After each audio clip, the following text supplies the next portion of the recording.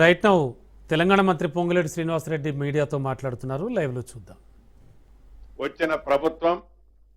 ఆ నల్గొండ ప్రాంతంలో ఉన్న ఫ్లోరైడ్ బాధితులను కూడా కాపాడాలనే కనీస చిత్తశుద్ధి లేని కారణంగా ఆ ప్రాజెక్టు ఆనాటి ప్రభుత్వ 10 సంవత్సరాలలో కేవలం 2-2.5 కిలోమీటర్లు చేసి ఏదో మేము కూడా చేశామని మొక్కుబడిగా చేతులు దులుపుకున్న మాట వాస్తవం. తదుపరి ప్రజల దీవెనలతో ఈ ప్రజా ప్రభుత్వం గౌరవ ముఖ్యమంత్రి రేవంత్ రెడ్డి గారి నాయకత్వంలో వచ్చిన తర్వాత ఇరిగేషన్ శాఖ మంత్రివర్యులు ఉత్తమ్ కుమార్ రెడ్డి గారు గాని, ఆ జిల్లా మంత్రివర్యులు కోమటిరెడ్డి వెంకటరెడ్డి గారు గాని,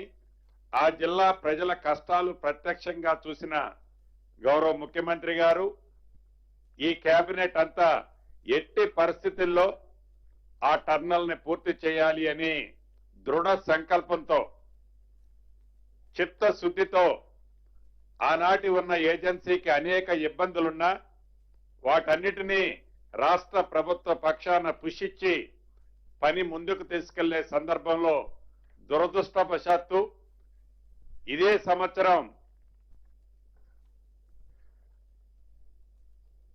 ఆ సొరంగ మార్గంలో అనుకోని పరిస్థితుల కారణంగా కొలాప్స్ అయి సుమారు 10-11 మంది చనిపోయిన సందర్భం కూడా మనం చూసాం. తదుపరి పరిపరి విధాలు ఆలోచించిన తర్వాత ప్రపంచంలోనే ఇది అతి పొడవైన సొరంగ మార్గం. దీన్ని ఎట్టి పరిస్థితుల్లో సుమారు 75-80% ఖర్చు పెట్టిన ఈ ప్రాజెక్టుని పూర్తి చేసినట్లయితే, ఈ టర్నల్ కంప్లీట్ అయితే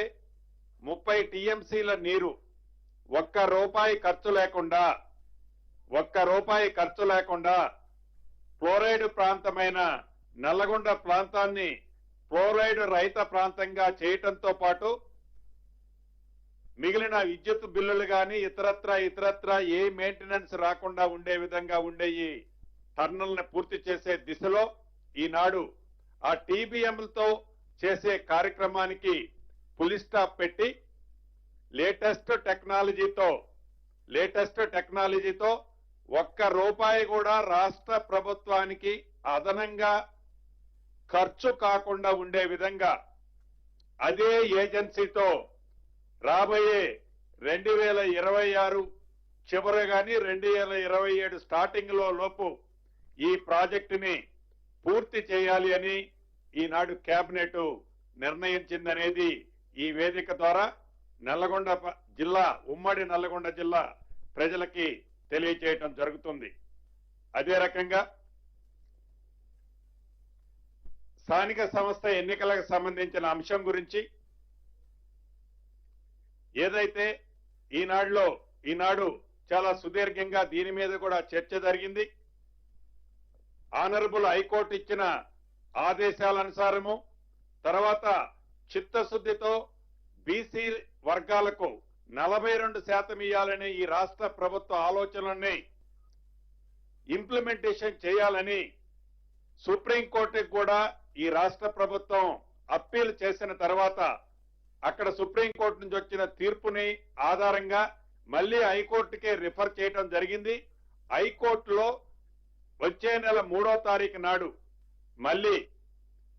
దీని మీద న్యాయస్థానం ముందుకి ఈ కేసు రానున్నది కాబట్టి 3వ తారీఖు వచ్చే న్యాయస్థానం మీదకి వచ్చిన తర్వాత ఆ డిబేట్ ని బట్టి స్థానిక సంస్థ ఎన్నికల్ని నిర్ణయం తీసుకోవాలన్నది రాష్ట్ర ప్రభుత్వం ఈ రోజు ఈ కేబినెట్ లో నిర్ణయిస్తూ మళ్ళీ 7వ తారీఖు నాడు కేబినెట్ ని జరపాలని కూడా ఈ రోజే కేబినెట్ లో తీర్మానం చేయటం జరిగింది. అదేవిధంగా మొన్న చెప్పినట్లు స్థానిక సంస్థల్లో గత ప్రభుత్వం 21(3) ఏదైతే అంశము ద్వారా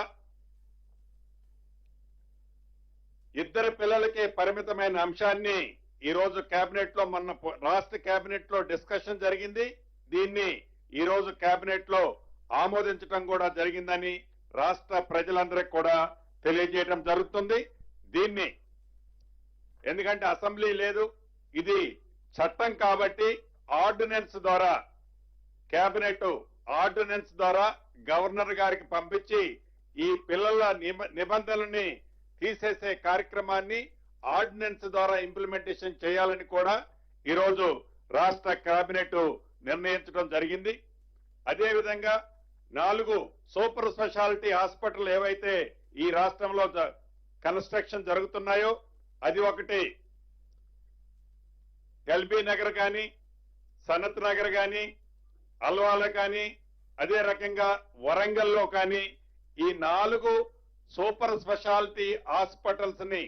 యుద్ధ ప్రాతిపదిక మీద గౌరవ ముఖ్యమంత్రి రేవంత్ రెడ్డి గారి నాయకత్వంలోని ఈ ప్రభుత్వం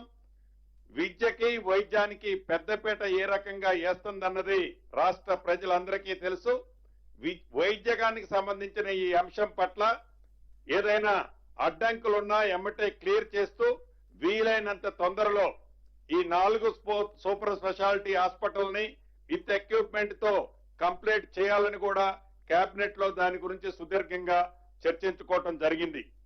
అదే రకంగా రాష్ట్రంలో 1500 మెగావాట్లు బ్యాటరీ ఎనర్జీ స్టోరేజ్ యూనిట్లకు సంబంధించిన అంశాన్ని కూడా కేబినెట్ ఈ రోజు ఆమోదించడం జరిగింది. సుమారు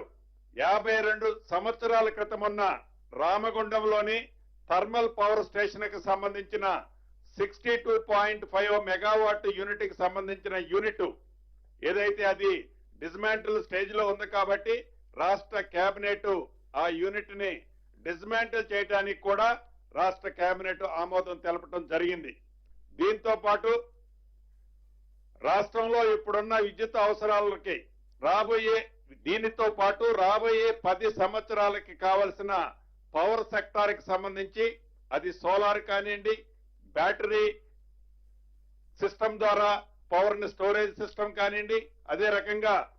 రివర్స్ పంపింగ్ కార్యక్రమం ద్వారా క్యూములేటివ్ గా